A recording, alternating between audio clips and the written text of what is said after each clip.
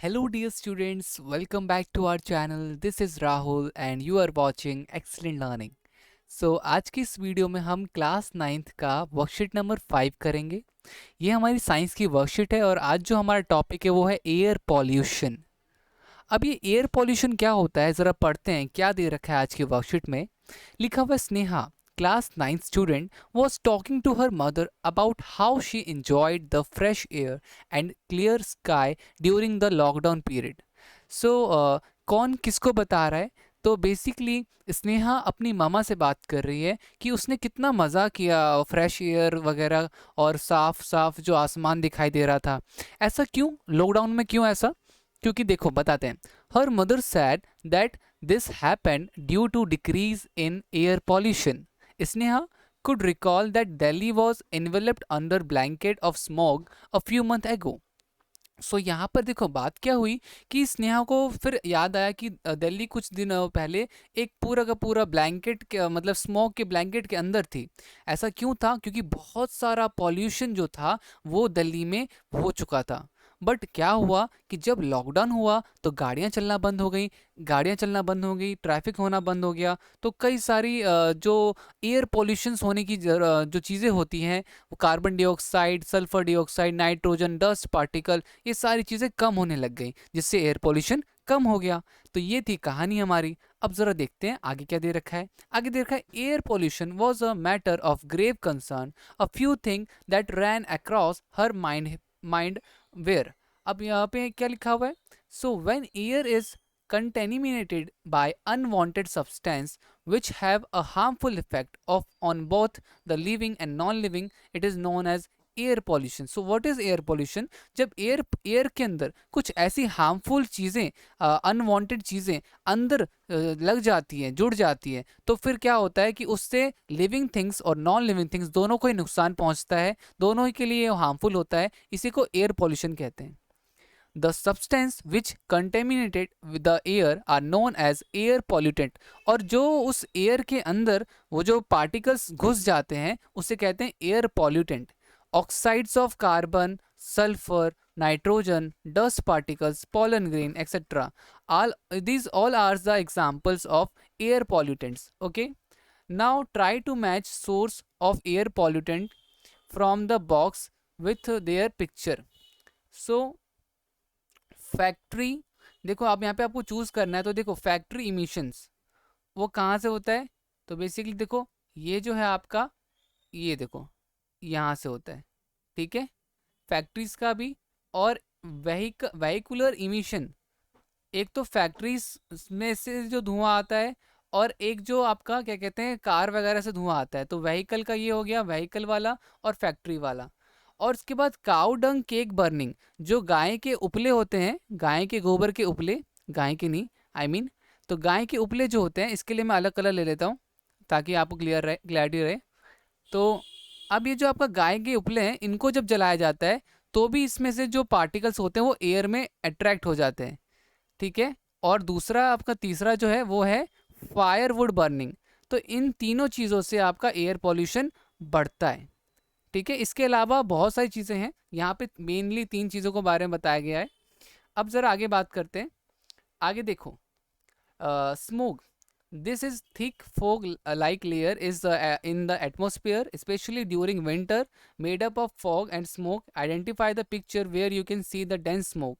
So obviously बच्चों ये रही वो पिक्चर जहाँ पे आप अच्छे से देख पा रहे हो कि यहाँ पे बहुत ज़्यादा स्मोक है, इसमें इतना स्मोक नहीं है। Okay guys, let's start with some questions. Question number first is define air pollution. Now what is air pollution? I told you what is air pollution. So air pollution is something which basically contaminated with air. तो जो कि basically air के साथ जुड़ जाता है उसे हम कहते हैं एयर पॉल्यूशन। तो आपसे बोला गया है कि बताओ एयर पॉल्यूशन क्या है और एयर पॉल्यूटेंट क्या है। तो देखो पहले का आंसर क्या होगा? तो पहले का आंसर मैं हाईलाइट कर देता हूँ, आपको उतना लिखना है। ठीक है, तो हाईलाइट कर देता हूँ मैं फर्स्ट का आंसर। तो ये रहा, ये और ये। ठीक है, तो ये हमारा फर्स्ट का आंसर हो जाएगा। तो ये आपको आंसर फर्स्ट लिख लेना। ठीक है। Now the next question we have, what are the cause of air pollution? What are the cause of air pollution. तो देखो यहाँ पे सेकंड का आंसर भी मैं यहाँ पे बता देता हूँ, ठीक है ना। तो आंसर आंसर सेकंड। तो सेकंड में हम क्या करेंगे, तो सबसे पहला हमारा है यहाँ पे फैक्टर इमिनेशंस, ठीक है ना, फैक्ट्री इमिनेशंस। तो ये आप लिखोगे फैक्ट्री, मैं इसको छोटा कर देता हूँ। तो देखो यहाँ पर आपको भी दिखाई देगा यहाँ पे क्या है, तो ये फैक्ट्री इमिनेशन है, फैक्ट्री इमिशन। और दूसरा क्या है, दूसरा है हमें बोला जा रहा है कि कौन कौन से किन किन चीज़ों की वजह से होता है। तो आपका वेहिकुलर इमिशन। तो यहाँ से आपको देख देख के लिखना है ना। फायरवुड, थर्ड वाला फायरवुड, फायर वुड बर्निंग। और चौथा आप लिख सकते हो, चौथा आप लिखोगे काउ डंक, काउ डंक cake burning.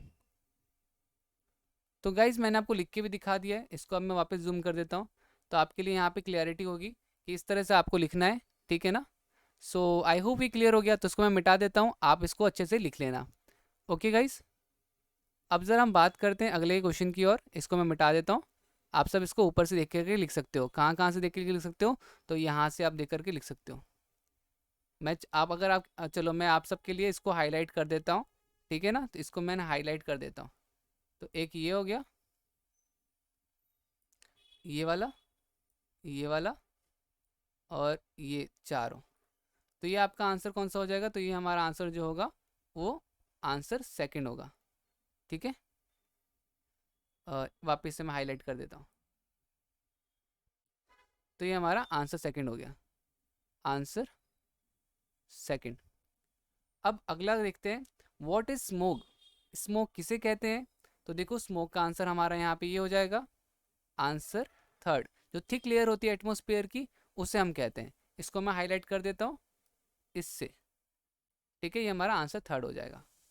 Okay, question number 4 देखते हैं। क्वेश्चन नंबर 4 क्या दे रखा है, क्वेश्चन नंबर 4 दे रखा है suggest some measures to control air pollution, how you can contribute to control air pollution, ठीक है। तो अब इसका आंसर देखते हैं।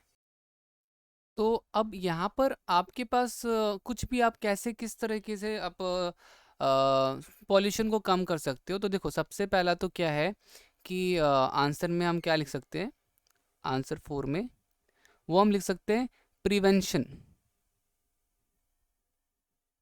Prevention of burning, burning of solid waste. तो जितना कम हम जलाएंगे तो हमारा क्या होगा, पॉल्यूशन कम होगा, ठीक है। ट्री प्लांटिंग, अगर जितने पेड़ हम लगाएंगे तो भी पॉल्यूशन कम होता है। तो tree planting reduce, reduces air pollution,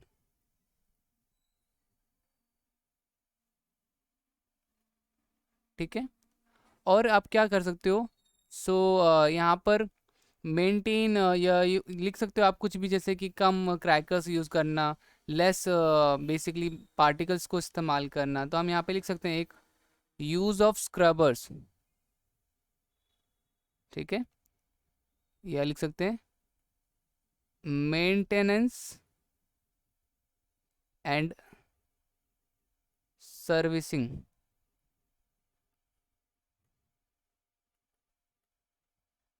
of vehicle regularly. तो जब हम क्या कहते हैं, गाड़ियों को रेगुलरली मेंटेन करके रखेंगे, सर्विस करके रखेंगे, तो वो फिर कम क्या कहते हैं पॉल्यूशन करती है, ठीक है। तो मेरे हिसाब से आज के लिए हमारा ये जो वर्कशीट है कंप्लीट हो गया है। तो अगर आपको वीडियो अच्छी लगी तो लाइक शेयर कमेंट ज़रूर कीजिएगा।